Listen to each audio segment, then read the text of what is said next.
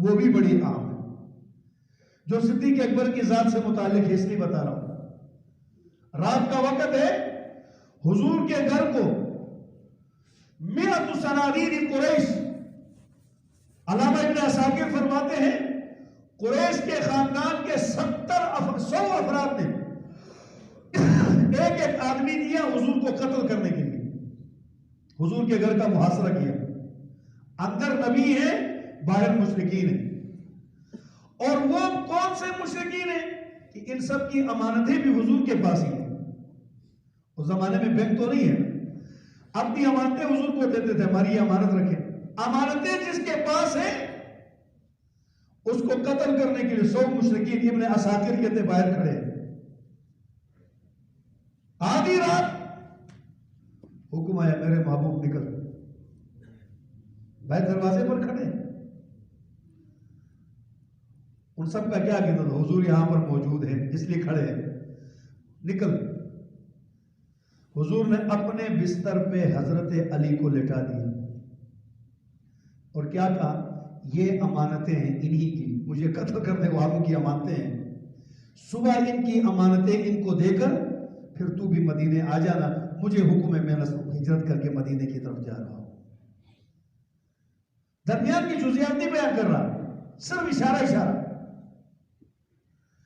100 آدمیوں کی امانتیں دے کر علی کو اپنے بستر پہ لٹا دیا اور باہر نکلے. فرمایا اے میرے محبوب، اے میرے محبوب آپ باہر نکلیے اور مٹی اٹھا کر آپ نے ان کی طرف پھینکنا ہے. مٹی پھینکنا آپ کا کام، ان کی آنکھوں تک پہنچانا میرا کام. حضور علیہ السلام ان کے درمیان سے نکلے، وہ آنکھیں ملتے رہے. کہتے ہیں حضور موجود ہیں. مشرکوں سے پوچھا کہاں پہ ہیں؟ کہتے ہیں مگر نظر نہیں آتے. آج کی نسل بھی یہ کہتی ہے حضور ہر جگہ موجود ہے پر نظر آتے ہیں. یہ اللہ نے حل محسوس کروا دیا تھا مسئلہ. وہ آنکھیں ملتے رہے. صبح ہوئی تو حضور علیہ السلام کو مارنے گھر تشریف اندر گئے. جا کر کے حضور علیہ السلام کی بستر سے چادر اٹھائی تو نیچے حضرت علی سوئے ہوئے. حضور کدھر ہے؟ عقیدہ تو تمہارا تھا کہ حضور کدھر ہے، ہم مجھ سے کیا پوچھتے ہو؟ ہم تو یہی سمجھتے ہیں یہاں تھے، کدھر ہے؟ چلے گئے. کہاں؟ جہاں جانا تھا. کس کے ساتھ؟ جس کو لے جانا تھا. سارے مبہم جملے. چلے گئے. کہاں؟ جہاں جانا تھا. کس کے ساتھ؟ جس کے ساتھ جانا تھا. اب سوال ہے، ساری دنیا کہتی ہے علی سے افضل اگر ابو بکر ہوتے. ہم صحابہ میں تقابلات نہیں کرتے. ہمارے سنت ہیں علی کی جوتی کی خاک میں میری آنکھ کا سرما ہے، صدیق کی جوتی کی خاک میں میری آنکھوں کا سرما ہے. علی بھی میرا امام، ابو بکر بھی میرا امام. لیکن کچھ کہتے بھی ہیں اگر ہوتا وہ افضل تو بستر پہ نبی ابو بکر کو لٹا دیتا. اگر اتنا اعتماد ہوتا تو لوگوں کی امانتیں علی کو نہ دیتا.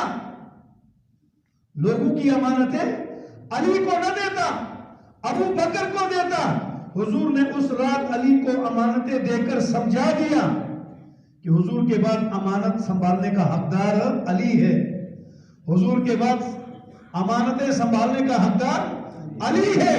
ہم کہتے ہیں خلافت لوگوں کی امانت نہیں، خدا کی امانت ہے. حضور نے لوگوں کی امانتیں دی ہیں.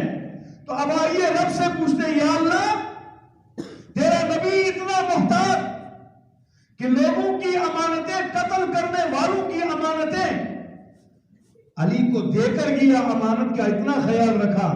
نبی تو تیری امانت ہے میرے اللہ، تو اس کو اکیلے چھوڑ رہا ہے. فرمایا نبی نے اپنی امانتوں کے لیے علی کو چنا ہے، میں نے اپنے نبی محمد کی امانت کے انتخاب کے لیے ابو بکر کو چنا ہے.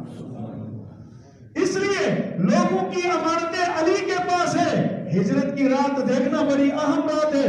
نبی کس کے کندھے پہ بیٹھتے جا رہا ہے بس سمجھ آئے گی. لوگوں کی امانتیں نبی نے علی کو دی ہے، خدا نے اپنی امانت ابو بکر صدیق کو دی۔ پیارے نبی صلی اللہ علیہ وسلم نکلے، اکیلے ہیں، پوچھا یا اللہ کس کو ساتھ لے جاؤں؟ بدر ہو، لڑائی کا میدان ہو، 300-400 کو لے جا سکتا ہوں، لیکن اب کس کو لے کر جاؤں؟ تو حدیث پاک کے الفاظ سنیے، البدایہ والنہایہ کے اندر یہ روایت نقل کی علامہ ابن کثیر نے،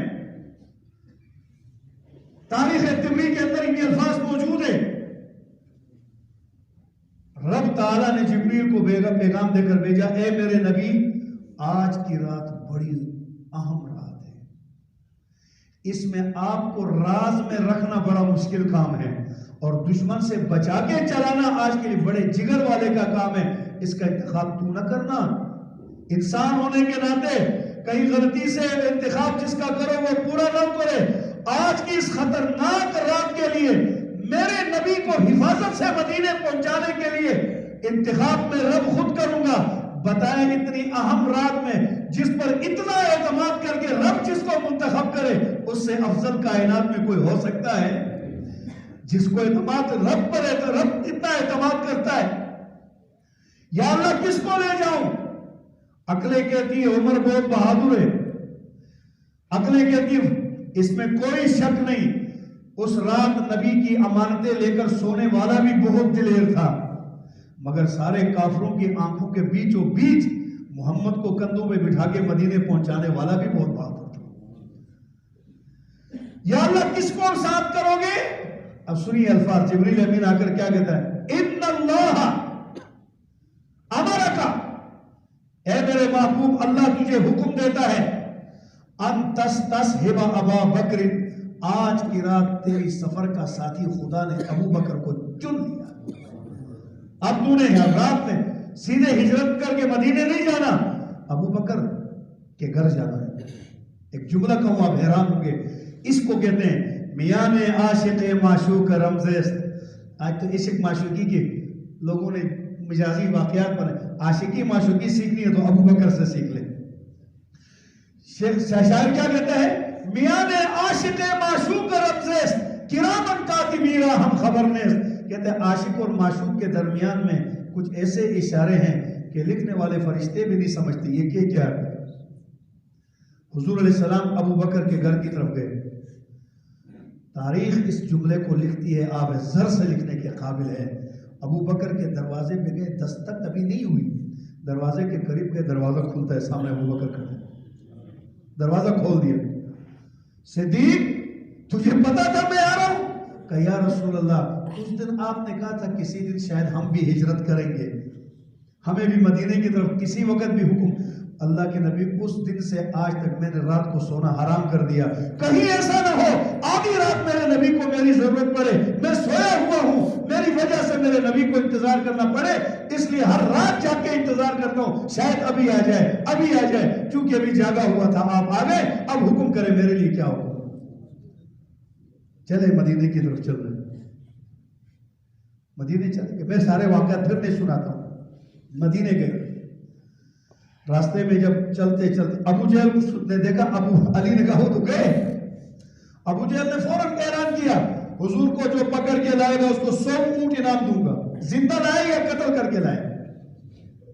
اس کے بھی درمیانی واقعات حذف کرتا ہوں کیونکہ میرا عنوان بہت لمبا ہے، پیچھے فضائل سنا چکا ہوں، لوگ پیچھے لگ گئے، کون کون لگ گئے وہ اپنے موضوع مکمل میں بیان کر چکا ہوں۔ حضور علیہ السلام ابو بکر صدیق کے ساتھ گئے، ابو جہل نے کھوجی پیچھے لگایا، کھوجی فوجی نہیں، کھوجی جو پیروں کو دیکھ کر کھوجیوں نے حضور علیہ السلام کے گھر سے کھوج لگانی شروع کر دی۔ ایک آدمی کا پیر جا رہا ہے، چلتے چلتے راستے میں جا کر کہنے لگے یہ تو ابو بکر کے گھر جا رہا ہے۔ ادھر گئے، اندر سے ابو بکر نکل آئے، اب 2 پیر ہو گئے، کہتے سردار جی یہاں سے تو 2 آدمیوں کے پیر ہیں، کہتے دونوں کو ڈھونڈو۔ دونوں کے پیچھے چلتے چلتے چلتے جب غار سور والے پہاڑی کے زمین پر آ گئے تو کہنے لگے کھوجیوں نے سردار جی راستہ بھول گئے۔ کیسے؟ اب پیچھے سے 2 آدمیوں کے پیر آ رہے تھے، یہاں آ کر پھر ایک آدمی کے پیر غائب ہے، صرف ایک کے پیر ہے۔ ابو جہل اتنا بڑا دشمن رسول ہونے کے باوجود، اتنا بڑا بےایمان ہونے کے باوجود ابو بکر صدیق کی وفاؤں سے واقف تھا. ایک دم کہنے لگا کسی ایک پیر کے پیچھے چلو, جہاں یہ ملے گا وہیں پہ محمد ملے گا. کہا کیسے؟ کہا آگے پہاڑی کا راستہ نہیں دیکھتے؟ بے ایمان سمجھ گیا. کہتے پہاڑی کا راستہ نہیں دیکھتے ہو, نوکیلے پتھر نہیں دیکھتے ہو, کانٹے دار جھاڑی نہیں دیکھتے ہو؟ ابو بکر با وفا نے کہا ہوگا اگر یہاں سے چلتے ہوئے جائیں گے میرے نبی کے پیر پہ پتھر لگیں گے, میرے نبی کے پیر پہ کانٹے لگیں گے. یہ سوچ کر ابو بکر نے اپنے نبی کو تکلیف سے بچانے کے لیے ابو بکر نے اپنے نبی کو کندھے پہ اٹھایا ہوگا. یہ پیر ابو بکر کا جا رہا ہے, اسی کا پیچھا کرو, جہاں ابو بکر ملے گا وہیں پہ محمد رسول اللہ ملے گا. ابو جہل جیسے بدبخت کو پتا تھا ابو بکر اپنے نبی کا وفادار ہے. بولے اپنے نبی کا وفادار. اب جو ابو بکر کی وفاداری میں شک کرے وہ ابو جہل سے بڑا کافر ہے. بولے ابو جہل سے بڑا کافر ہے, کیونکہ وہ میری وفا پہ شک نہیں کر رہا, آپ کی وفا پہ شک نہیں کر رہا ہے, وہ شک اس پہ کر رہا ہے جو آج بھی میرے نبی کے کندھے کے ساتھ سو رہا ہے. ابو جہل بے ایمان ہو کر معلوم تھا نبی کی وفاداری سے ابو بکر پیچھے نہیں ہٹ سکتا. یہ بے ایمان کہتا ہے ابو بکر نے نبی کی جائیداد ہڑپ کر لی, نبی کی بیٹی کا حق مار دیا. ابو جہل جیسا بدبخت کہتا تھا ابو بکر تو نبی پر لگانے والا ہے, نبی پر لٹانے والا ہے. خیر غار میں پہنچے, غار میں پہنچے, اندر جانے سے پہلے فرمایا عرض کیا رسول اللہ باہر بیٹھے, پتہ نہیں کب کی بند پڑی ہوئی ہے. غار میں پہلے ابو بکر گئے, بات مختصر کرتا ہے جو بہت تفصیلی واقعات ہے. غار صاف کیا, سوراخ میں اپنی پگڑی کی چادر پھاڑ پھاڑ کے سارے سوراخ بند کر دیے, ایک باقی رہا. یا رسول اللہ آئیے, اس ایک پر اپنی ایڑی رکھی اور حضور کو گود میں لٹا دیا. علامہ ابن حجر فرماتے ہیں اس رات نبی کا چہرہ ابو بکر کی گود میں ایسے تھا جیسے رحیل میں کھلا قرآن پڑھا ہوا ہوتا ہے, اور جی بھر کے ابو بکر دیدار کر رہے. وہ سامنے آ کے ڈنگ مارا. ہر ایک کا اپنا ذوق ہے. کوئی کہتے ہیں اس سانپ کی نسل آج تک ابو بکر کو ڈنگ مار رہی ہے, یہ ان کا ذوق ہے. سبحان اللہ. حکیم الامت حضرت مولانا حکیم اختر صاحب رحمۃ اللہ علیہ بڑا عجیب عاشقانہ جملہ بولتے تھے. کہتے اصل میں وہ سانپ ایک عرصے سے انتظار میں تھا یہاں ہمارا نبی آئے گا اس کا دیدار کر لوں. جس دن آیا تو ابو بکر نے دیدار کا ہر راستہ بند کر دیا. سانپ جس سوراخ پہ جاتا حضور کو دیکھنے بند ہے. آخر میں یہاں آیا تو ابو بکر کی ایڑی تھی, تو سانپ نے کہا چلو چہرے نبوت کا دیدار نہ سہی, محمد کے غلام کی ایڑی کا بوسہ ہی لے لیتا ہوں. اس نے بوسے کی نیت سے چوما تھا, لیکن بدقسمتی سانپ جہاں چومتا ہے وہاں سے تو چھوڑ ہی دیتا ہے. حضور علیہ السلام غار میں پہلے ابو بکر گئے, راستہ بنایا, حضور کو بلایا. مزار میں پہلے حضور گئے, راستہ بنایا.